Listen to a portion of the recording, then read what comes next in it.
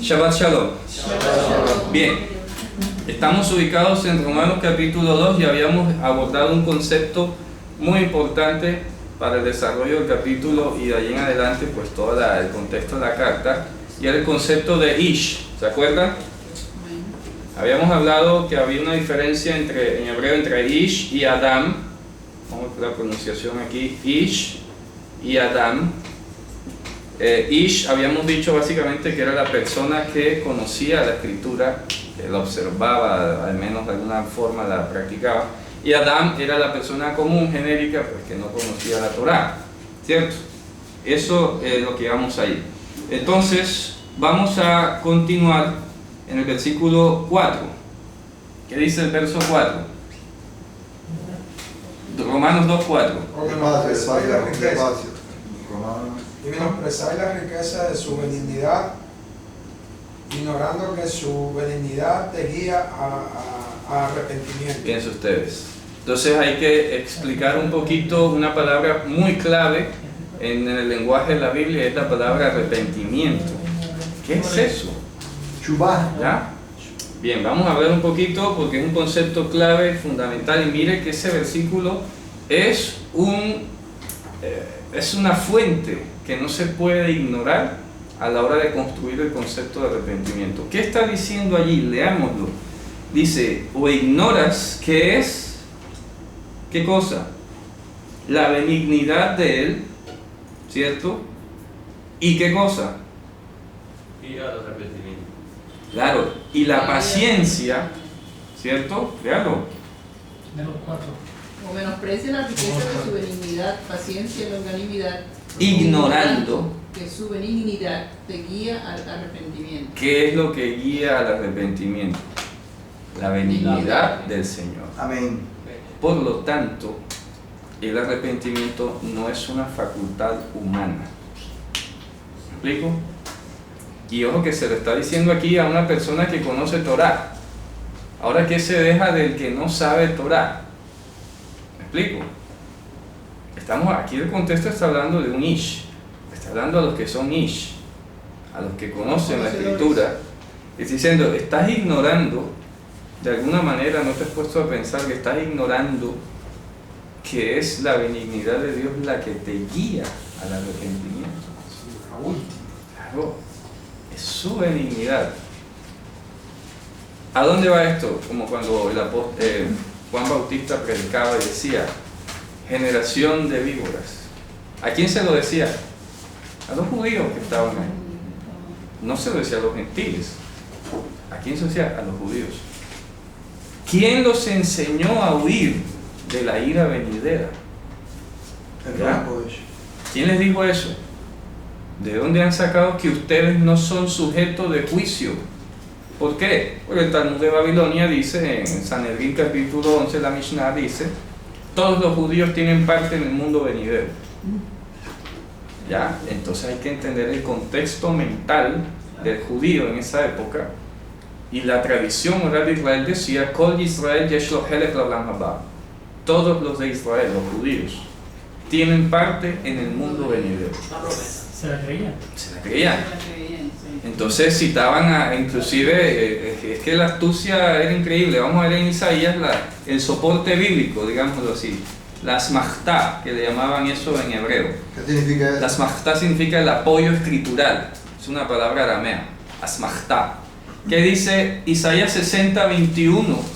Es la cita que ellos ponían en la tradición oral. Todos los de Israel tienen parte del mundo venidero porque está escrito. Usted lea Isaías 60:21. 21 dice, ¿Qué dice? y tu pueblo, todos ellos serán justos, para siempre heredarán la tierra. Renuevo de mi plantío, obra de mis manos, para gloriarme. Vaya, impresionante. Entonces se identificaban ellos con ese pueblo. Nosotros somos el pueblo de Dios, todos nosotros, Intocables. ¿ya? Dice, todo tu pueblo, Judá. ¿ya? Dice, Beanja, Kulan Tzadikim, y tu pueblo, todos ellos son justos. ¿Ya? Fíjate tú. Entonces tenían parte, todos los judíos por definición. Y él le dice, no digan dentro de ustedes, le dice Juan, Yohanan, dice, no digan dentro de ustedes que Abraham es nuestro padre. Porque Dios puede hacer hijos para Abraham aún de estas piedras. Entonces, ¿quién les ha enseñado eso? De que los judíos no pueden heredar el infierno. ¿Ya? ¿De dónde han sacado eso? Despiértense. ¿Ya? Y aquí está conectado con esto que estamos viendo en Romanos. Esto también aquí nos enseñaba a huir de la ley porque creían, claro. Claro, la tradición judía era la que te enseñaba a huir. O sea, y es que, al contrario como se lo enseña a uno, que ellos creían que estaban al arrepentimiento. No, Ellos estaban llenos de soberbia. es correcto. Qué bueno saber eso. Sí, Sí, ellos decían que no tenían nada que arrepentirse. Sí, claro. O sea, Porque ya tienen asegurado. lo que pasa es que hay que entender algo. A ver, el judío distingue entre salvación y justificación, que son dos cosas distintas para el judío, no así para la Biblia. Que eso, Pablo, siendo fariseo, es el que mejor expone este tema. Porque es que el judío se sentía salvo por definición porque los méritos de Abraham en última instancia le daban la vida eterna. Los méritos de Abraham. Claro, los méritos de Abraham. Y hasta el día de hoy se dice, justo ya en Aleinu, su mérito nos ampare. ¿Ya? Todavía se dice así hoy. Pero ellos sabían en la conciencia, yo soy pecador, yo no puedo ser, o sea, yo no soy ignorante, que yo en mi interior yo sé que peco, pero soy salvo. Fíjate tú. ¿Cómo arreglaban eso? Bueno, me voy un momentico al Sheol cuando me muera, allá termino de purgar mis pecados, mis imperfecciones, y de ahí me voy para el cielo. ¿A dónde nos lleva esto? A la famosa parábola de Rico y Lázaro, que no es un relato real y no es un texto que hable sobre la vida en el más allá. ¿Cuál es el objetivo de ese relato? Llevar al pueblo a que estudie a Torah y a los profetas. Porque ahí les dice a Moisés y a los profetas tienen. ¿Ya? Porque la mentalidad judía hasta el día de hoy piensa así. Yo me muero, pero yo soy salvo. Yo al infierno no me voy. ¿Ya? Pero en algún lugar en esta vida no termino de pagar todo lo que yo sé imperfecto que he sido. ¿Cierto? Me paso un momentico, entonces el ideal judío es durar el menor tiempo posible en el Sheol. ¿Ya? Y de ahí salta al seno de Abraham. La pregunta es cómo saltan de ahí en ese... Por eso, porque el judío fue permeado por la creencia del alma, de que hay un alma después de la muerte, cosa que no está ajustada a la escritura, fíjense ustedes. ¿Ya? La escritura te dice que el día que como al polvo volverás, punto. En Eclesiastés dice que no hay ventaja del hombre sobre la bestia porque ambos son corruptibles. ¿Ya? Sencillo. O sea, ambos se mueren y van al polvo y esperan el día del juicio. Pero la mentalidad, la creatividad judía farisea dio para mucho. Y habiéndose permeado del concepto griego del psique, ¿ya? Del psique socrático, porque antes de Sócrates el psique era otra cosa.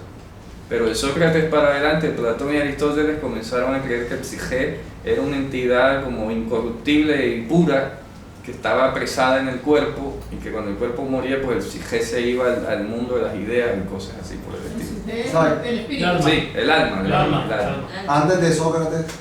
El concepto de psique es el concepto científico, donde viene psiquiatría, es la mente. Claro, ¿ya? Psique, somos psicosomáticos, ¿verdad? Una unidad psicosomática, hombre. Tenemos una correlación entre nuestro cuerpo y nuestra mente y viceversa. Ese es el psique antes de los presocráticos. Claro, antes de Sócrates, exactamente. Era presocrático, una cuestión científica, muy intelectual, nada de eso de religiosidad ni esas cosas. Cuando de Sócrates, que a su vez se dice que tuvo contacto con los persas, con las guerras que se dieron ahí en la península, ¿verdad? Entonces hay contactos y Sócrates tuvo pues como discípulos, sea directo o indirectamente, a Platón y Aristóteles, y ellos desarrollaron estos conceptos ya espirituales. Y después de Sócrates y Platón salió la escuela epicúrea y la estoica, y era lo que prevalecía en el siglo I del mundo griego. Y de esa situación, inevitablemente, con la helenización que vimos con la guerra de los macabeos, ¿se acuerdan? Sí. Llegaron muchos conceptos también a Israel del mundo helenista. Pues entonces se hizo ahí una mezcla, se permeó, se colaron algunos conceptos griegos de la cultura del pensamiento helenista. ya socrático, ya estoico, ya epicúrico, ¿cierto? Entonces, en ese relato vemos que hay un rico, que al igual que hoy se le llama el bendecido, ¿ya? Sí, claro, hay un rico y hay un pobre leproso ahí, un desgraciado. Bendecido, prosperado y en victoria. Es correcto. porque está en pecado. Obvio. Entonces tendríamos dos tipos de personas, un judío que es aquel con quien Dios está prosperado, bendecido, manjares y todo, y allá hay alguien que es maldito de Dios porque está excluido, tiene lepra, está por allá. En pecado. Acuérdense que la lepra era castigo por el pecado, y en el siglo I también se creía en parte eso. Acuérdense que inclusive Pedro le pregunta, Señor, ¿por qué nació ciego? ¿Porque pecó él o sus padres? Y déjate de eso. ¿De dónde saca eso? Nació así porque yo lo voy a sanar hoy. Ya. ¿Cierto? Sencillo. Se acabó. Pero que el pecado, que el maldito, todo el que está en pecado, no. Pero no viene eso, disculpa hermano, desprendido de las leyes de la Torá que hemos visto. De alguna manera, Sí, no está tan es un error. descontextualizado. Pero es un error, ¿sabes? Porque ¿quién era entonces en ese momento alguien para juzgar que esa persona estaba en pecado o no? Por lo menos en la Torá, el que le daba lepra iba primero donde el sacerdote. El sacerdote analizaba la llaga, lo mandaba 7 días. Espérate, no, todavía no, espérate otros 7 días más. Era un proceso. Pero esto es de una, ¿quién pecó? Como si eso fuera un supermercado de imputaciones allí, ¿verdad? Así como a la ligera. ¿Quién pecó o sus padres? Un tico. Ni siquiera en el Israel antiguo, cuando había lepra, era la cosa como que te vi blanco y ya eres leproso. No. El leproso o el sospechoso de tener lepra iba donde el sacerdote. Hasta 15 días pasaban hasta que se le declaraba leproso. Y eso lo analizaba un sacerdote minuciosamente, su llaga, cómo iba. Y la lepra sabemos que daba, sobre todo cuando había pues un pecado que la persona no se había arrepentido. Entonces esa es otra idea. Antes de decir a alguien, ¿no?, que está en pecado y por eso está mal, tienes que ir a predicarle. Antes de señalarle así. ¿Me explico? Sí, porque ¿qué haces diciendo está mal porque está en pecado? No. Yo tengo que tener misericordia, amor entrañable, lo que hemos hablado aquí. E ir primero, si veo a la persona mal y sé que es posible que esté de pronto en una situación pecaminosa afectándole y poniéndole en esa situación, lo que tengo que ir disimuladamente es a predicarle. Es sencillo, a ver hermano, perdóneme el ejemplo, es como que aquí lo hemos, en nuestra ciudad lo hacemos. Que si sentimos un hermano que tiene un poquito de mal aliento, le regalamos ¿qué? Un enjuague bucal. No le decimos en público, tienes mal aliento. ¿Me explico? Hermano, aquí tienes, te regalo esto. Ya, úsalo así, así, tal. Ya, no le tienes que decir mucho de frente, ¿verdad? Porque a veces la persona ni siquiera sabe por qué tiene mal aliento, o le es difícil, es penoso, en fin, tantas cosas. El pecado es vergonzoso en última instancia. Sobre todo para los que somos creyentes, hombre, es una situación incómoda, ¿verdad? Que de pronto me encuentre en una situación complicada o algo así por el estilo. Entonces lo veamos en Gálatas, vosotros que sois espirituales, pues restaurad en espíritu de mansedumbre, ¿verdad? No sea que tú seas hallado también en la misma situación. Entonces, el tema, repito, si es que se puede juzgar, ¿cuándo viene el juicio? Cuando ya es predicado. ¿Me explico? Ahí es donde el Mesías dijo, no juzgues para que no seas juzgado. ¿En qué sentido? Hombre, que primero quites la viga de tu ojo y entonces podrás ver bien y podrás juzgar a tu hermano. Quitarse la viga implica al mismo tiempo ir a predicarle a la persona. Antes de ir a lanzarse el dedo de la acusación, primero predícale. Dependiendo de cómo reaccione, dependiendo de su conducta, si persiste en el pecado, en la cuestión, hombre, ahí sí hay derecho a hacer un juicio. Porque el Mesías lo dijo, si un hermano tiene algo o te hizo algo, ve y dile en secreto, y si tú lo ganaste, bien, no ha pasado nada. Si no te escucho, trae 2 o 3 testigos. Si no escucha a los testigos, llévalo a los ancianos, a la iglesia. Y si no escucha a la iglesia, tenlo por gentil y publicano. ¿Hay o no un juicio? Claro que sí. Claro que sí. Hay un proceso. Hay un procedimiento. ¿De acuerdo? Dígame, hermano. Se nota cuando el primero va donde Pedro, después van allá y hacen la reunión con el Sanedrín en ese momento, que eran los discípulos. O sea, se nota que se hizo paso a paso lo que él mismo enseñaba. Sí, claro, correcto.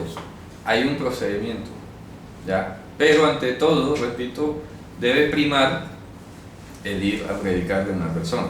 Bien, pero entonces estamos partiendo, repito, porque hay que, fíjense ustedes, tocamos una palabrita y hasta dónde nos hemos llegado. ¿Por qué? Porque hay que entender cuál es la dinámica del pensamiento judío de la época. Entonces el judío sabía que tenía pecado, iba al Sheol y de ahí pasaba al seno de Abraham, ¿cierto? La última, el purgatorio de creencia judía. Claro, purgatorio judío. O sea, Son los católicos. ellos creen en el purgatorio, ¿cierto? Sí, claro. Se llama Sheol. O sea que no creen en que Dios va a venir del mundo. Sí creen también en la resurrección, Entonces, para que te des cuenta. pero entonces, ¿por qué creen en las dos cosas? Ellos no están diciendo que sea el purgatorio. Claro, y de ahí salen al seno de Abraham, pero esperan la resurrección, porque lo que se va es el alma. Entonces ahí es donde viene la dualidad, porque a diferencia del pensamiento griego, fíjense ustedes, que ahí es donde está la mezcla, el pensamiento griego no contemplaba la resurrección de los muertos. ¿Te das cuenta? ¿Por qué? Porque los griegos no consideraban que este cuerpo tuviera arreglo, y como no creían en un Dios capaz de regenerar las cosas, el alma simplemente se iba y se quedaba allá en el mundo de las ideas. Antes la excluían. Sí, exacto. Entonces, por eso cuando Pablo estuvo allí en el Areópago y habló sobre la resurrección, todo iba bien, ¿cierto? Hasta cuando dijo, y la resurrección de los muertos, y no, esto sí no... Basta, palabrero. Ya está bueno. Ya te oiremos de esto otra vez. Porque ellos, para los griegos, es chocante la resurrección de los muertos. Porque serían técnicamente volver a la prisión. ¿Me explico? Claro, porque ellos tenían que entender que este cuerpo no iba a ser el mismo, pero eso todavía no lo habían asimilado. Por eso es que Pablo luego en Corintios habla sobre cómo resucitarán los muertos, con qué cuerpo vendrán. Claro, porque algunos griegos pensaban que iba a venir este mismo cuerpo. Entonces Pablo le dice, oye necio, ¿no sabes que el cuerpo que se siembra no es el que resucita? Ya, el grano que siembras no es lo que sale otra cosa. Igual, se siembra en corrupción, se resucitará en incorrupción. Eso para que se den cuenta cómo afecta el contexto cultural y digamos filosófico a las ideas. Entonces el judío tiene una combinación, sí considera la resurrección de los muertos, pero al mismo tiempo le metió allí el escape del alma o de la existencia después de la muerte. La Biblia dice otra cosa. La Biblia dice que hay resurrección, pero que no hay vida después de la muerte. ¿Está claro? Fíjense ustedes. Entonces no hay una existencia de ningún alma, y a eso súmele entonces que surgió después esta otra visión que es un poco más moderna de agregarle entonces a la existencia no solo de alma sino de espíritu. Entonces hay creencias que son cuerpo, alma y espíritu, otros que son solo cuerpo y alma, pero la escritura solamente habla de unicidad, de una unidad psicosomática que perece y se extingue cuando se muere. ¿Me explico? Queda esperando ¿qué cosa? La resurrección incorruptible. Fíjense ustedes. Pero entonces ya vienen, como respecto, las lecturas un poco complicadas, algunas traducciones también que hay que decirlo han afectado el pensamiento cristiano. Entonces, no, que Dios sopló el espíritu y se formó el alma. Ahí no dice eso, hermano. Lamentablemente es la traducción que ha puesto a pensar a la gente así. Pero lo que dice en Génesis 2.6 o 2.7 es la profecía acerca del envío del Mesías a este mundo. Fíjense ustedes, el Nishmat Hayim no es el aliento de vida, el Nishmat Hayim es Mashiach. ¿Ya? El hombre, el postrer Adán que es del cielo. Porque fue el primer hombre Nefesh Hayat, o sea, un organismo vivo. Y el postrer Adán es Nishmat Hayim, el poder de la vida eterna. El hombre incorruptible, el que no es de esta creación. Por eso dice, yo del cielo, del Padre he venido. El que viene arriba sobre todos es. Y Pablo lo dice en Corintios, ¿verdad? Ahí lo dice. Vamos a leerlo. 1 Corintios 15. Piensen ustedes que hay que tener la Biblia en la cabeza para poderla ir citando así con facilidad y que ustedes vayan conectando, porque si nos ponemos a buscar, de aquí no salimos. Primera de Corintios. En el capítulo 15, ya les digo, en el versículo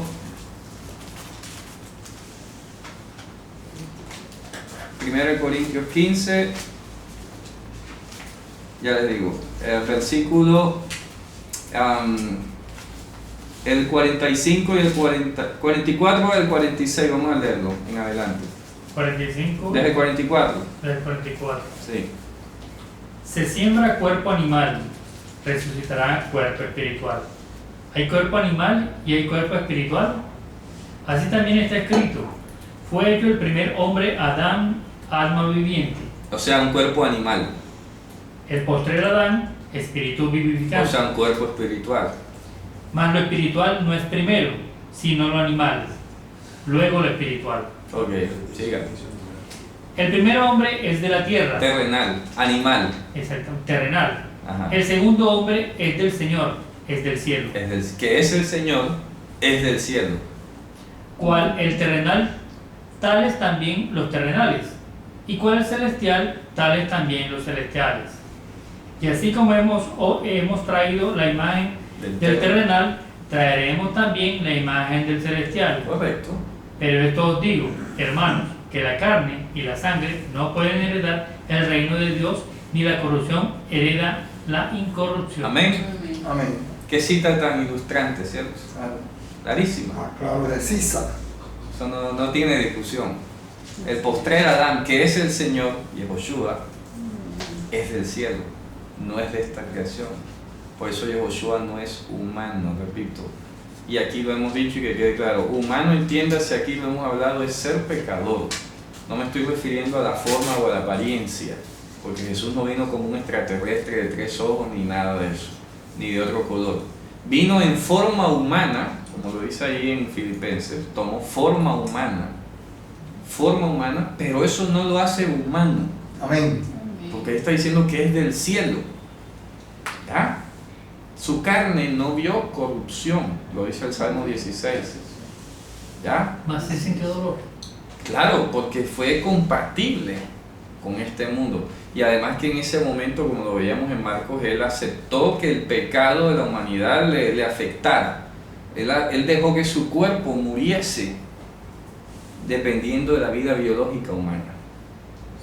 Cuando la vida biológica se extinguió, surgió enseguida la vida eterna, como una planta. Aquí lo explicamos, ¿se acuerdan? Claro. Estamos conectados aquí en la energía esta, se va la luz, sale la planta enseguida. ¿Ya? Porque él le dijo, mi vida nadie me la quita, yo mismo de mí la pongo y tengo potestad para volverla a tomar. ¿Te das cuenta? Apenas se murió y se extinguió la vida terrenal, la vida biológica humana, que depende de la sangre, ¿ya? Y como la carne y la sangre no entran en el reino de los cielos, como su carne no era incorruptible, no era corruptible, solo la sangre que portaba en su vena, que era humana, él se despertó automáticamente. ¿Ya? Se despertó sin corrupción, su cuerpo no quedó gusano. ¿Está claro? Porque ¿quién lo resucitó a él? El poder de la deidad que está dentro de él, que está en su cuerpo. Es el mismo. Él mismo. ¿Ya? Amén. Su corporeidad incorruptible. Porque vino de arriba, porque no es de esta creación. Gracias, Señor. ¿Ya? Bendito. Esto es poderoso, hermano.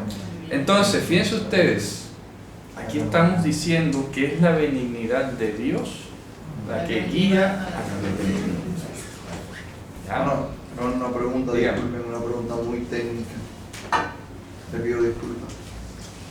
El concepto de sijá, que es un concepto tan sensible, ese concepto de sijá viene después de la Babilonia o ya venía desde antes. ¿Cuál sijá? Cuando usted dice, perdón, sijé. Psige, el griego. De griego, porque eso es un concepto que se lo adoptaron los griegos, o es un concepto hebreo.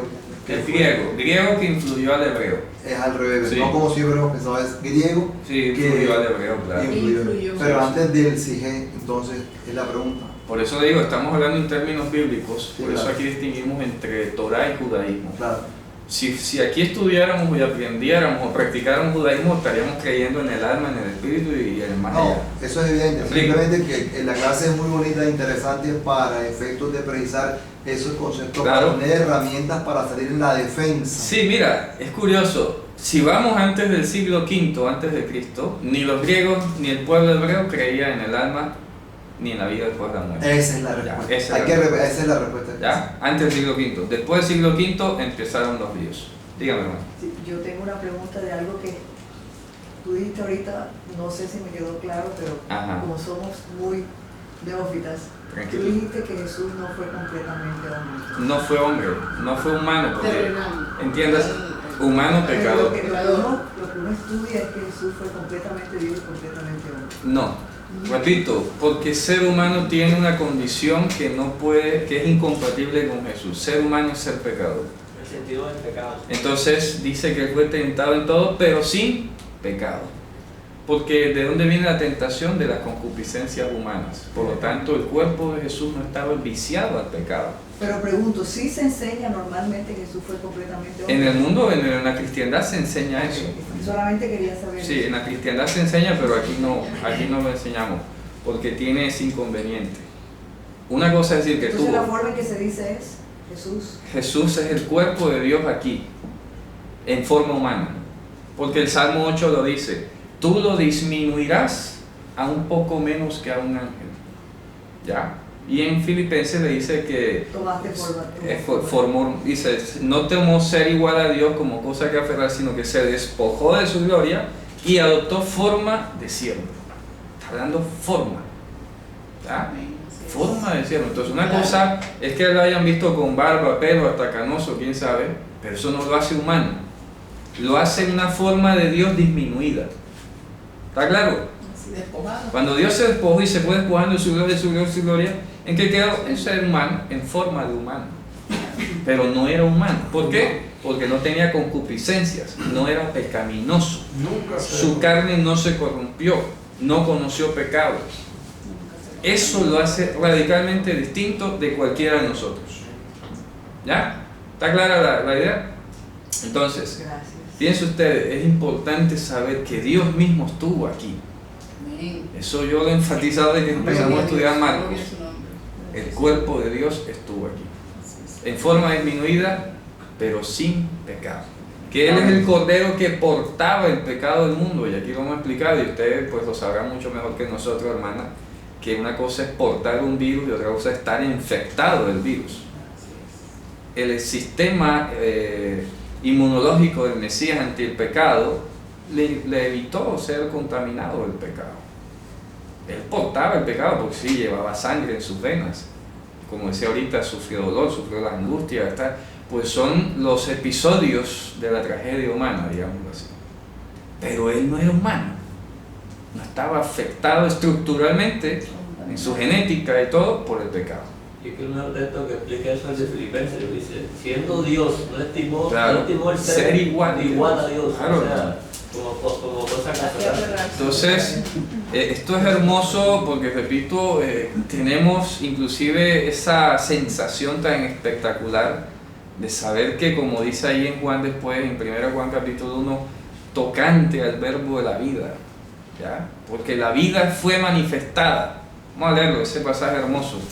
1 Juan capítulo 1, versículo 5 creo que es. Miren la descripción que hay ahí del Mesías. 1 Juan capítulo 1. Versículo 5. Sí, creo que es el 5. ¿Cómo dice? En principio era el verbo. No, Sí. primera de Juan. Ah, y la luz en las tinieblas resplandece. No, ese no es. Ah, primera de Juan. No, el versículo 2. Versículo 2. Vamos a leer desde el 1. Desde el 1. 1 Juan 1:1. Lo que era Listo. desde, Sí, léelo. lo que, Léelo. lo que era desde el principio, lo que hemos oído, lo que hemos visto con nuestros ojos, lo que hemos mirado bien y nuestras manos han tocado de la palabra de vida. Fíjense Porque la ustedes. vida es manifestada y también lo vimos, y testificamos y os anunciamos la vida eterna, la cual estaba con el Padre y nos ha aparecido. Fíjense ustedes, esa expresión que estaba con es la misma que sale en Juan, prostonteon. Significa que Dios era el poseedor único y exclusivo de la vida eterna. Y la vida eterna se manifestó aquí. Fíjense ustedes, es curioso, ¿ah? Y la tocamos con nuestras manos. Tocamos a la vida eterna. ¿Se da cuenta? Nuestras manos palparon a la vida eterna. Entonces, si tú dices vida eterna en español, es un concepto abstracto. La vida eterna en español suena abstracto. En hebreo es concreto. Es la persona de la majestad del Mesías. ¿Ya? Es concreta, se puede tocar, la vida eterna se puede tocar con las manos. ¿Te das cuenta el cambio del chip? La vida eterna se toca con las manos, se palpa. Aquí dice, y Se ve. palparon nuestras manos tocante al verbo de vida. Claro. A la palabra de la Entonces, vida. cuando dice, y proclamamos a ustedes la vida eterna que era con el Padre y ha aparecido a nosotros, esa vida eterna hace referencia Al Mesías. a Yahushua. Claro, a Yahushua. Dice, la cual le pertenece a Abba. Porque dice la expresión griega que dice, por ejemplo, que dice aquí, por ejemplo, hetis gen proston patera, digamos así, gen proston patera en griego, ¿verdad? Aquí dice que era para o hacia el Padre. Esta expresión ser para equivale a tener, ¿cierto? Entonces es decir, la vida eterna que el Padre tenía. ¿Está claro? Ahí no dice que estaba con el Padre. Sino que el Padre tenía. Que Porque el lo han Padre- mirado como uno al lado del Este otro, pros lo han puesto con y es un error como gramatical. junto con. Pros nunca significa con. ¿Me explico? ¿Se da cuenta el problema de la traducción? Claro que estaba con el Padre, entonces piensas en dos. Si no era del Padre, No, es del Padre, del Padre. ¿ya? Que era del Padre. No es con. Póngale de, para que lo entienda mejor. Tache, hermano. Sí, tacha y con, ponga de. Porque pros no es con jamás, en griego. Que era del Padre, colóquelo ahí y ya queda mejor. ¿Está claro? Fíjense ustedes, pros. Para decir con en griego se dice meta o se dice sin, que es junto con. Y desde que usa la palabra Para uno manifestar, sigue siendo un misterio, ¿verdad? Era del Padre, pero entonces el Padre viene y el El Padre... Padre envió su cuerpo, envió su cuerpo. ¿Ya? Porque en Hebreos lo dice que mediante la ofrenda de su cuerpo, Hebreos capítulo 10. Dios tiene un cuerpo y eso era una creencia común en el judaísmo antiguo. Dios tenía un cuerpo. El asunto es que el cuerpo de Dios fue disminuido en su apariencia y en su atributo y vino en forma humana. ¿Pero a quién le pertenece el cuerpo? A Dios. A la deidad, no le pertenece a la humanidad. ¿Me explico? ¿Ya? Le pertenece a la deidad. Y cuando en Juan, en el Evangelio dice, en él estaba la vida y la vida era la luz de los hombres, que sí está bien. Perfecto. Está el Mesías ahí. Porque habíamos hecho un estudio aquí sobre el logos, que traduce en palabra. El logos para los griegos en ese momento era el origen de todas las cosas. Porque había una discusión de cuál era el arjé. El arjé era el origen común de todas las cosas. Entonces unos decían que era el agua, otros decían que era el fuego, otros que decían que el aire, que el éter. Y la última instancia filosófica no es el logos. ¿Pero qué es el logos? Pues no sabemos, pero es el logos. ¿Ya? El origen de todo. No en griego. Es una cosa ahí que no es ningún elemento de la naturaleza. Muy material. Exactamente. Arge salió de mucho antes. Es correcto, el concepto de arjé era mucho más antiguo. Pero fíjate tú, que, y eso lo dije cuando estudiamos Marcos, tanto los griegos antes del siglo V, bueno, más anterior, los presocráticos también sabían o decían o postulaban que todas las cosas provenían de un solo elemento, ¿ya? Solamente que ellos no sabían cuál y pensaban que eran elementos de la naturaleza. Entonces unos decían, ¿qué es el fuego? No sé si era Anaximandro o algo así. Anaxímenes y tales de Mileto. El otro decía, no, ¿qué es el agua? No, ¿qué es el aire? No, ¿qué es la tierra? Entonces salieron los famosos 5 elementos. Y el último fue el éter, que no sabían ni qué era un concepto allí inventado, sí, teórico. Nadie sabía qué era el éter. Como el Big Bang. ¿sí? Una cosa así. Entonces el éter, de lo que está hecho el mundo de los dioses, una cosa así, pero no sabían qué era. Y después llegó el tema del logos. ¿Qué es el logos? Pues tampoco sabemos qué es, pero es el logos. ¿Ya? Como para desprenderlo de las cosas terrenales, porque pensar que todo lo que existía provenía de algo terrenal era como un poco ofensivo. ¿Me explico? Hombre, esto tiene que venir de una mente más genial que la mente o que la mera naturaleza. Dime. ¿Y qué significa logos? Logos en griego corriente es palabra. Y pues dicen la palabra de la vida, ¿verdad? ¿Cierto? Ahí traducen la palabra de la vida, creo que lo colocan por ahí o en Juan capítulo 1. En el principio estaba el logos. ¿Ya? El logos, entonces, si lo vas a un diccionario griego, logos palabra o logos estudio, logía, biología, la palabra de la vida y tal. ¿Y entonces por qué no sabían si habían traducido que era palabra? No, porque es un concepto filosófico. Una cosa es un significado literal de una palabra y otra es el concepto filosófico. ¿Ya? El significado metafórico, digamos así. ¿Ya? Le pusieron logos a eso, pero no sabían qué era. Bien, sigamos entonces, tratemos de ir regresando a nuestro tema.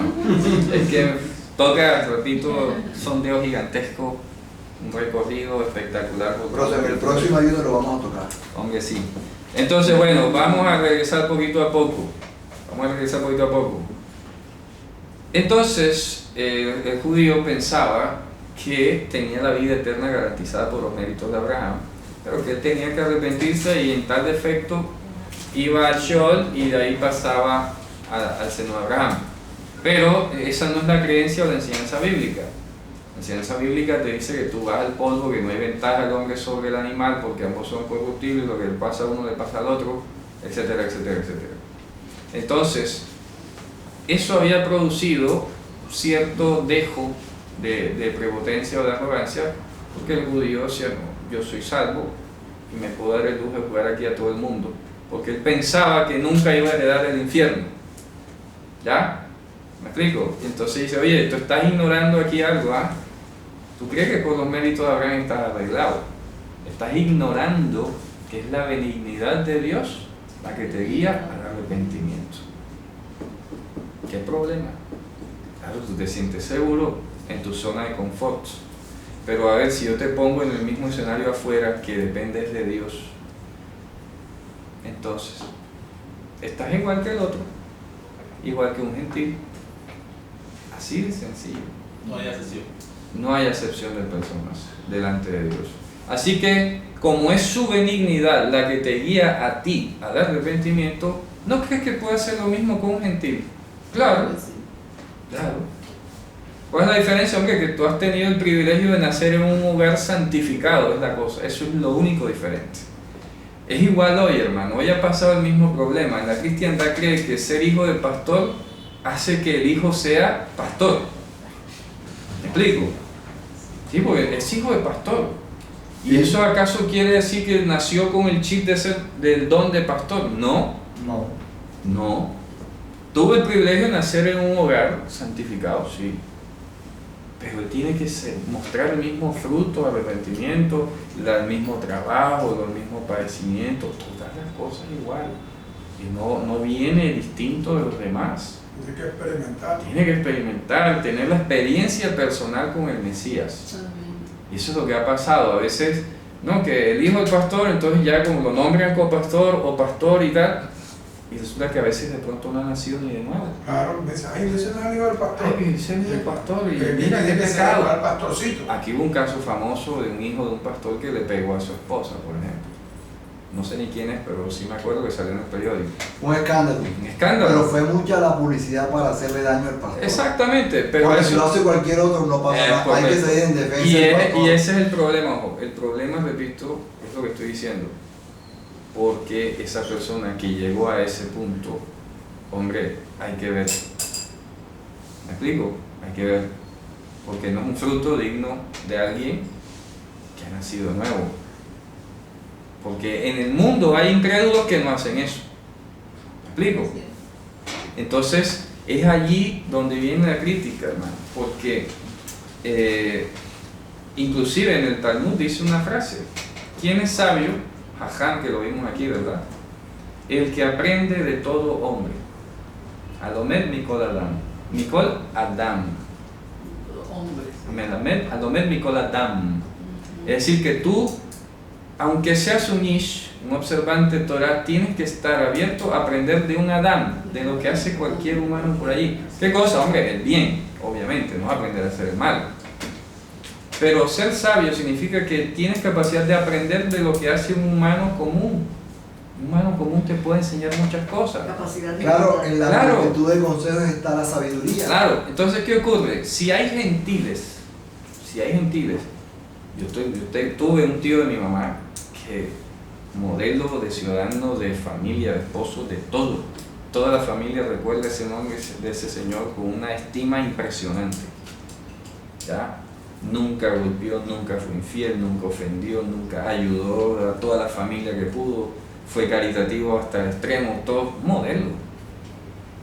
Pero no era creyente. ¿Tengo o no yo que aprender de él? Claro, porque sería el colmo que yo, siendo un creyente, esté por debajo del nivel de él. ¿Me explico? Es el colmo. No puedo estar yo por debajo de su nivel. Para mí, ya yo no puedo estar por debajo de él. De pronto el que no lo conoció, pero ya yo no puedo estar por debajo de ese nivel. Imagínense ustedes.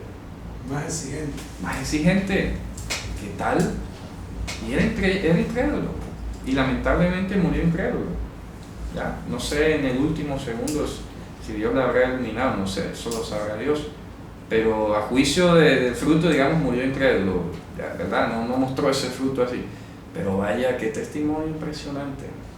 Y me dejó a mí un nivel, me subió el nivel. ¿Me explico? Y era un Adán. Era un Adán. Entonces nosotros como creyentes, hermanos, tenemos que aprender de todo Adán. ¿Ya? Alomed Mikol Adán. Sabio es el que aprende de cualquier Adán. Aunque sea Sish, aunque sea observante de Torah, tienes que aprender, uno escucha, ¿verdad? Ve lo que otro hace, que es un testimonio que enaltece a la Torah, es un límite más allá, inclusive, que aquí tenemos esa regla, ¿verdad? Lifnim Mishurat Hadin significa ir más allá del mínimo que la Torah te exige. Díganme, hermano.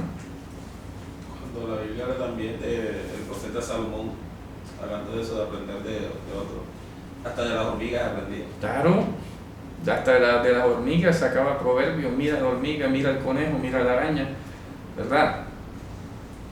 Es ser consciente de que el bien no tiene límite, ¿ya? El bien no tiene límite. Y ahí lo dice el Nuevo Testamento, de no os canséis de hacer el bien, ¿cierto? El bien no tiene límite, ¿ya? Entonces, repito, dígame. ¿De dónde sale eso que de los méritos de Abraham? Eso es de la tradición, repito, de Israel, tradición de Israel. Justo ya en la ley, ¿no? Su mérito nos ampare. También el rey David, su mérito nos ampare. Es muy común en los judíos ortodoxos decir eso, que su mérito nos ampare. Ya sea de David, sea de alguno de los patriarcas, de alguno de los personajes famosos, ¿verdad? Lo curioso es que yo nunca he escuchado que los méritos de Daniel nos amparen, qué raro, ¿eh? Porque específicamente unos, o sea, porque Abraham. Eso, pues son los patriarcas y aquellos que recibieron el pacto y la por la promesa. promesa, ¿cierto? Abraham, Isaac, Jacob, nada más en ellos. Sí, nada sí. más. Y David también, porque David recibió el pacto del reino, el pacto de la descendencia ya, de real de Israel, y se le mete allí como dentro del combo como tal, ¿ya? Pero bueno, no fueron más justos que Daniel, eso lo dice el profeta, ¿cierto? Sí. Ni que Noé, ni que Job. Así es. Pero ninguno más grande que Juan el Bautista. Es correcto, y eso están por debajo de Juan, y Juan está por debajo del Mesías, imagínense. ¿Ya? Entonces hay que decir, los méritos del Mesías nos amparan. Eso lo aprendimos aquí en una clase. Eso lo aprendimos el año pasado. Eso de las cosas más hermosas. El talón, Para que ¿verdad? no vaya saliendo aquí ahora. Sí. Repítelo, hermano, para que todo el Quede mundo claro, oiga. repito, los patriarcas, todos los patriarcas están por debajo de 3 varones, Job, Daniel y Noé. Job, Daniel y Noé están por debajo de Juan Bautista, y Juan Bautista está por debajo de Jesús. No era digno de darle la corredura. Entonces que los méritos del Mesías nos amparen. Amén. Díganos. Una pregunta, ¿por qué los profetas estaban debajo de Juan el Bautista? Porque el testimonio que el profeta Ezequiel capítulo 13 dice: si viniera un juicio sobre la tierra y estuvieran estos tres hombres, Job, Daniel y Noé, que pertenecen a épocas distintas, solo ellos por su justicia se salvarían. Amén. Solo ellos, por su justicia, por su rectitud, por todas las cosas. Ya distinto a los demás, fíjate tú, Abraham pues cometió un problema O sea, con su esposa. si se tratara de justificarse ellos mismos. Si se tratara de justicia humana, si Dios computara la justicia humana, solamente ellos tres por su mérito se salvarían. Pero solamente ellos solos, no podrían salvar a más nadie. Fíjate tú. Entonces, el judaísmo está diciendo que los méritos de Abraham nos amparen. Oye, pero si ni ellos tres podían salvar a otro, ¿cómo piensas que Abraham te va a proteger a ti? Eso es ilógico. No, ¿Me explico? yo hablé de Juan el Bautista. Por eso, entonces, Juan Bautista, él lo dice el Evangelio también, de todos los nacidos de mujer, no hay nadie mayor que Juan. Ahí lo dice. Ya, por el estima que tuvo de ser escogido para ser el precursor del Mesías. ¿Ya? Y fíjense ustedes, y él no era digno de desatar los cordones de las sandalias del Mesías. ¿Ya? Así que la humanidad está súper muy abajo. El resto de nosotros los mortales. ¿Ya?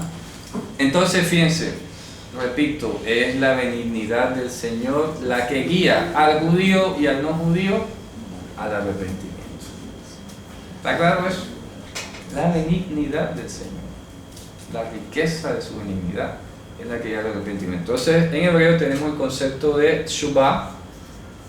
Algunos pueden decir teshuvah. Los que ya han aprendido a pronunciar mejor pueden decir teshuvah. En hebreo se escribe así. Esta palabra básicamente significa retorno. El retorno. Porque arrepentimiento en español inclusive repentere, como de llevar de consigo una penitencia. ¿Ya? Penitere. Repente, ¿verdad? Penitere. Como llevar una penitencia. Entonces la gente cree que arrepentirse puede llevar una penitencia encima. Eso es lo que dice el latín de la palabra arrepentimiento. Pero en hebreo la palabra teshuvah viene de regresar. Entonces la pregunta es, ¿cómo regresas? ¿Regresas por tu propia iniciativa y voluntad o es porque alguien te llamó a que regresaras? Lean el último versículo del Salmo 119. Miren lo que dice el rey David allí, hermoso, siempre lo he leído. Muy hermoso. Salmo 119, verso 176.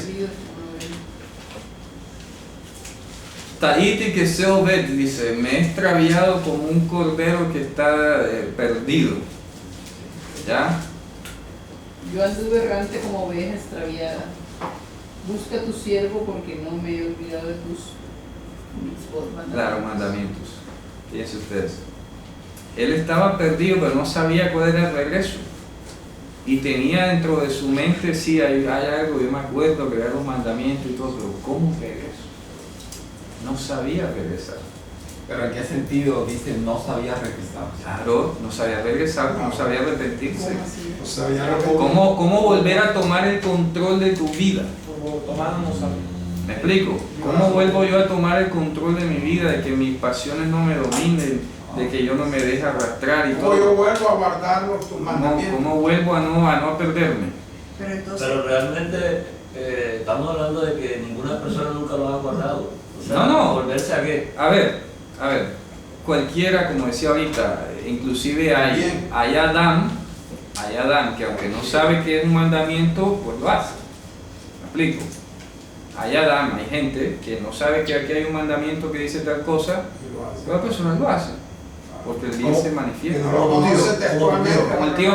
Como el tío mío, ¿verdad? Él no sabía los mandamientos, nunca leía ni Torah ni nada de esto, lo hacía hacía el bien, que está escrito en la Torah. No lo sabía. Eso no lo hacía creyente, repito, pero lo hacía alguien que practicaba o que vivía una vida santa, digamos, una vida ejemplar. Entonces, los mandamientos sí se pueden observar. Ojo, cualquiera los puede hacer. Por eso hay una diferencia entre hacer y dejar incorporada la voluntad divina, que son dos cosas distintas. ¿Ya? Una cosa es que yo haga un mandamiento, por ejemplo, que hablamos sobre el Hesed. Yo doy limosna a alguien, lo estoy haciendo. ¿Estoy dejando en pie el mandamiento? No. Porque debería ser que cuando yo dé una ayuda, yo predique. Ahí sí estoy dejando incorporada la voluntad divina. Por ejemplo, Israel ofrecía sacrificios, hacía el mandamiento, ¿o no? Claro. Sí, porque llevaba el animal, procedimiento, lo degollaba, lo ofrecía, lo quemaba, lo hacía. ¿Lo dejaba incorporado? No. ¿Por qué? Porque su corazón no estaba contrito y humillado. ¿Está claro? Claro. Entonces, sí es posible hacer mandamientos y otra cosa es dejarlos en pie, incorporados, que es lo que veíamos en Gálatas también. No solamente es el hacer, es que la Torah no es solo hacer, la Torah tiene promesas, tiene profecía que tú tienes que tener incorporada en tu vida y en tu mente.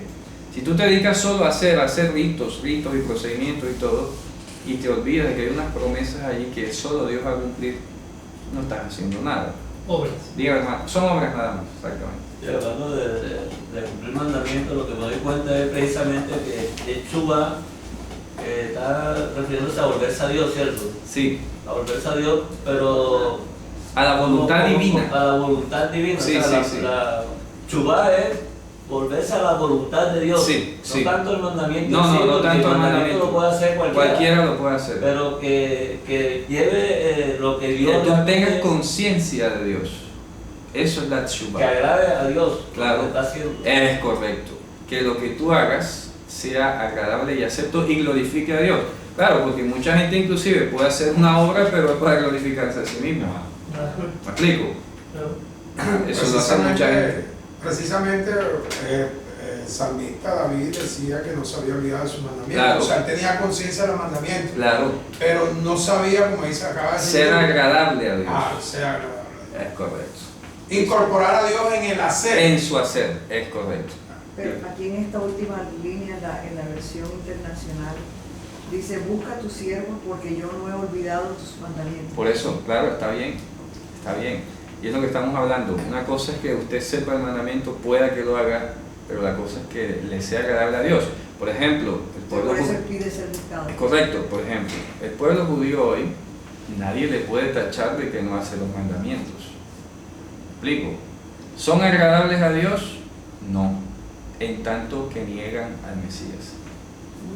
¿Está claro eso? Entonces el judío observa Shabbat, observa Pesach, la fiesta, come kasher, come limpio, normal, es puro, no habla, no maltrata, etcétera, etcétera, no es infiel, en fin. Tiene muchísimas cosas admirables de la Torah. ¿Es acepto delante de Dios? No. Tiene que regresar en Teshuvah. ¿Está claro? ¿Por qué? Porque sus obras no lo van a salvar. Porque nadie es justificado delante de Dios por obras. ¿Ya? Mano, le puedo compartir una anécdota. Sí, claro. Yo siempre le dije a mi hija, Chubá, y yo le dije un día, arrepiéntete. Y se molestaba. Chubá, Ashubá, arrepiéntete. Y siempre decía Chubá a la congregación donde ella está. Entonces ella quiso bautizarse solita. Entonces en las enseñanzas de cómo bautizarse le enseñaron lo que era el arrepentirse y llegaron hasta el último de lo que era Chubá, que es regresar, retornar al Mesías. Cuando ella entendió eso en clase, llegó el domingo siguiente a mi casa, que ella es casada, llegó a almorzar. Ya entendí, llegó con una sonrisa abierta y me pidió perdón por todas las veces que ya se ponía brava en la universidad. Ya entiendo para lo que tú me decías con Chubá. Claro. Entonces le dije, ¿hiciste Chubá? Y ella me dijo, sí, ya regresé. Es correcto. Entonces miren, ahora viene, dígame hermano, usted va avanzando. Sobre este salmo, ahora recuerdo las palabras que dijo el Mesías también cuando dice, porque el Hijo del Hombre vino a buscar lo que se había perdido. ¿Está claro eso? ¿Quién de los seres humanos va a regresar por su cuenta? Nadie. Romano 30. Nadie regresa de su cuenta, hermano. ¿Ya? Entonces, ahora muchos me han preguntado, pero entonces ¿por qué predicamos y por qué Dios manda a arrepentirnos? Vuelve, regresa a Israel. Es el testimonio precisamente de que no puede. Y el pueblo terminaría haciendo la misma petición del rey David. Oye Dios, te vas a mandar que me arrepienta, pero yo no puedo, búscame. Aleluya. ¿Me explico? Porque Dios le mandaba decir con los profetas de Israel, regresen de sus malos caminos, vuelvan de sus malas obras. Pero resulta que si tú ibas en la práctica, no podías regresar. ¿Cuál es la dinámica de ese lenguaje? Pídeme. ¿Ya? No puedes. Pídeme arrepentimiento. Pídeme arrepentimiento. Dígame, hermano. Bueno, este texto resume lo que venimos hablando, Gálatas 3:24. Ajá. Y de manera que la ley ha sido nuestro ayo para llevarnos al Mesías, a fin de que fuésemos justificados por la fidelidad. Es correcto. La fidelidad de Dios es la que nos justifica a nosotros. La fidelidad que es Dios. Aquí lo hemos visto. Es el mandamiento. ¿Ya? Entonces, fíjese usted la dinámica. El arrepentimiento no es una opción humana y por lo tanto no existe el libre albedrío. Ya lo hemos dicho antes. ¿Ya? Si existiese tal cosa como libre albedrío, el ser humano tendría la capacidad de arrepentirse, de regresar por su cuenta. ¿Ya? Resulta que no, es la benignidad de Dios la que te guía, la que te lleva al arrepentimiento. No ignores eso. Me está diciendo, o ignoras que es su benignidad la que te guía al arrepentimiento, la que te lleva. Para que no seas arrogante, le está diciendo al que guarda la Torah. Que así como te hizo volver a ti, o a tus padres antes de ti, a toda tu generación anterior, así puede hacer volver a un gentil. Así que deja de andarlo juzgando, ve y predícale, a ver si Dios lo llama a través de ti y regresa también. ¿Me explico? ¿Ya? ¿Por qué? Fíjense ustedes, hasta el día de hoy el judaísmo dejó de ser prosélito. Le cerró las puertas a los gentiles, básicamente. ¿Ya? Entonces ya hoy un gentil que se convierte al judaísmo lo hace motivado por otras cosas distintas a una mera inspiración espiritual. Piensa irse para Israel, parece que es prestigioso ser judío, es que me gusta que eso se ve bonito, no, que eso es un club de gente prestante, etcétera, etcétera. No hay la motivación espiritual. Pues ni siquiera muchos entienden qué es lo del pacto, qué es la promesa. El judaísmo hoy ni siquiera sabe qué es el Mesías. No sabe, dígame, hermano. La benignidad es sinónimo de gracia. No, la gracia es el mecanismo por el medio del cual se distribuye la benignidad. Piensen ustedes, la benignidad es un atributo propio y exclusivo de Dios, porque Dios es bueno. Él es el único bueno. ¿Está claro? Entonces es su benignidad, es decir, su condición de ser el bueno, ¿tá? El único bueno, fíjate tú, siendo el único bueno, Él es el que te lleva al arrepentimiento. Porque el hombre no conoce el bien. ¿Me explico? ¿Qué dice ya en Génesis 6 sobre Noé en esa generación? Que todos los pensamientos, toda la formación de los pensamientos de los hijos del hombre era el mal todo el día. Solo el mal todo el día. Solo el mal todo el día. ¿Ya? Perverso. ¿Está claro? Luego el profeta dice, el corazón del hombre es engañoso, ¿verdad? Es suplantador, ¿quién lo conocerá? Más que todas las cosas. ¿Ya? ¿Qué tanto te llega a terminar el profeta Ezequiel diciendo, yo les quitaré ese corazón de piedra y les daré un corazón de carne? ¿Y Dios pide permiso para eso? No. ¿Ya? ¿Qué tal? ¿Me dejas cambiar tu corazón? No. No, porque la palabra del rey con potestad y quién le dirá qué haces. Lo voy a componer. ¿Cierto? Entonces está esa imagen, ya lo he dicho antes, esa imagen que muestran muchos afiches, que muestran a Jesús como un pastor, con un báculo y tocando la puerta.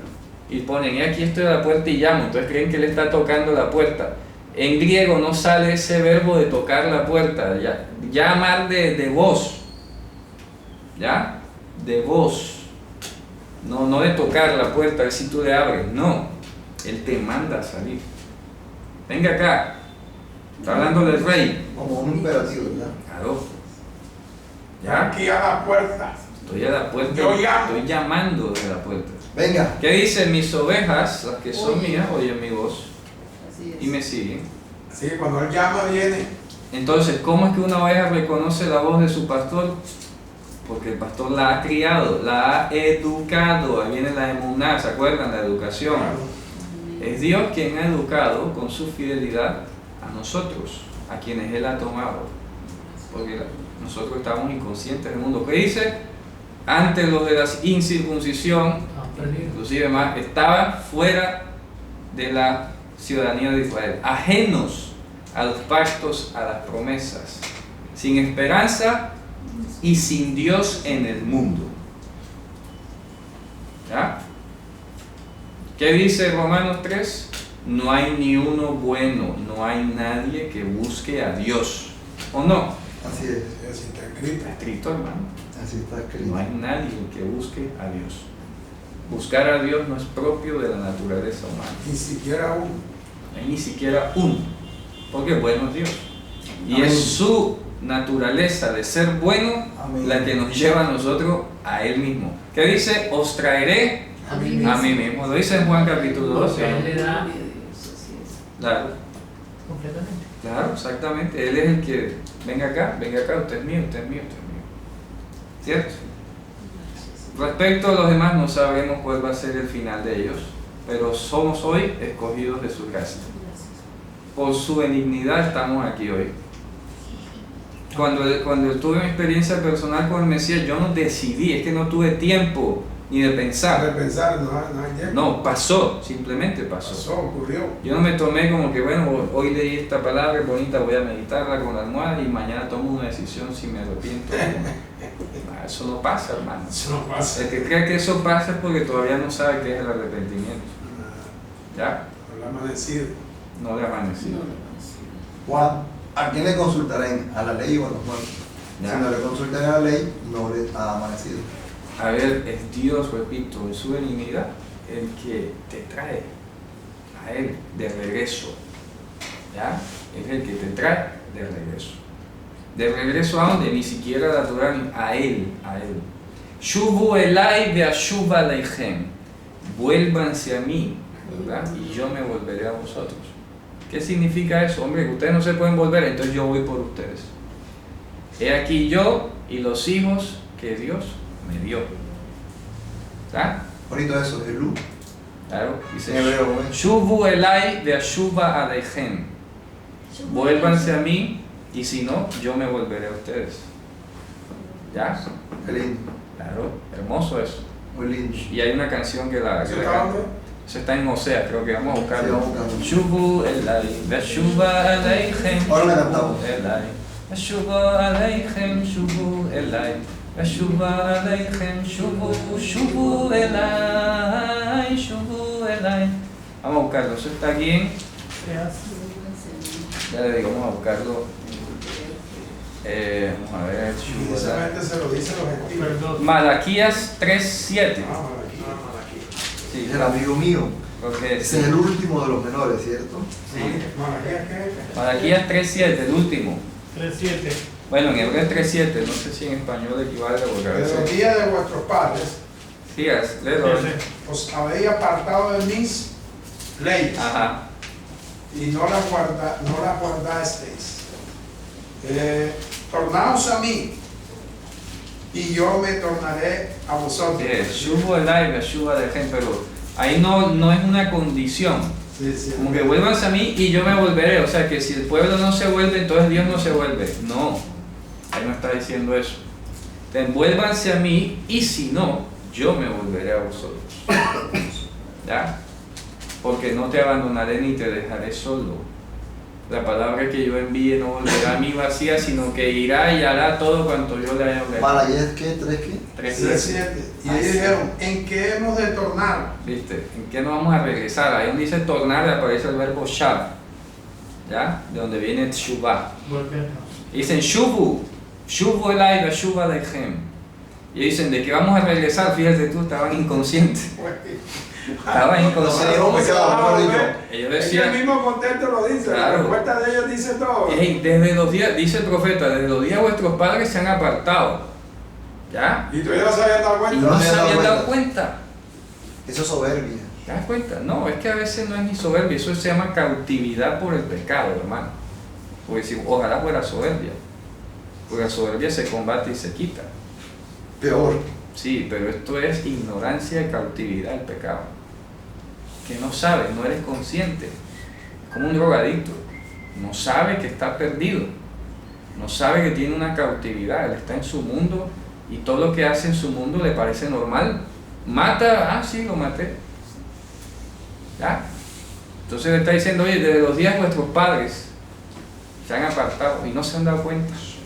Y entonces lo manda a regresar y dice, pero ¿de qué no vamos a regresar? ¿Ya? Para que te des cuenta entonces. Así es el hombre. Entonces, si Dios no los hace volver, ellos no regresan porque no saben de qué se van a regresar. Pero ¿de qué nos vamos a regresar? Aquí estamos bien, la vida sigue normal. ¿De qué vamos a volver? No hay que quemar a nadie. Y así le pasa al mundo. Claro, esa es la idea. El mundo le pasa igual. Yo siempre tomo- soy bueno, pero yo estoy bien. Pero Yo siempre tomo el pelo con chupá y me preguntan ¿de qué? ¿De qué? Claro. Nada tengo de que hacer chupá. Claro, fíjate, es igualito el caso. Ese. Entonces, ¿qué es lo que le pasa a la humanidad? ¿Se cree buena? Se cree buena e está ignorando que es la benignidad de Dios la que los guía al arrepentimiento. Y se está creyendo justo. Y se está creyendo justo y bueno. Hombre, no le hago mal a nadie, yo soy bueno. Pues, Ya. ¿Te das cuenta? Pero que voy a regresar, esa pregunta es más vieja. Ahí está escrita en el profeta. Pero ¿de qué vamos a regresar? ¿En Esa es qué? la pregunta de todos. La pregunta La cualquiera. respuesta de todos. La respuesta de todo. Pero ¿de qué vamos a regresar? ¿En qué? Fíjate tú. Y tenían la Torah y tenían los mandamientos, vivía en Israel, todo lo normal. ¿De qué vamos a regresar? Si eso le pasaba al pueblo que estaba adentro, ¿qué tal al de afuera? Aquel que viene educado viendo ídolos, viendo paganismo, viendo desmorones sociales, morales, etcétera, abusos, depravaciones. ¿Qué se puede esperar? Por eso el Hijo del Hombre vino a buscar Lo que se se ve. había perdido Gracias. y lo que estaba perdido. Amén. Hermano, no avanzamos mucho, Romano, pero vaya que severo resumen. Tremendo. Bueno, con esto hemos terminado por hoy. Shabbat Shalom. Shabbat shalom.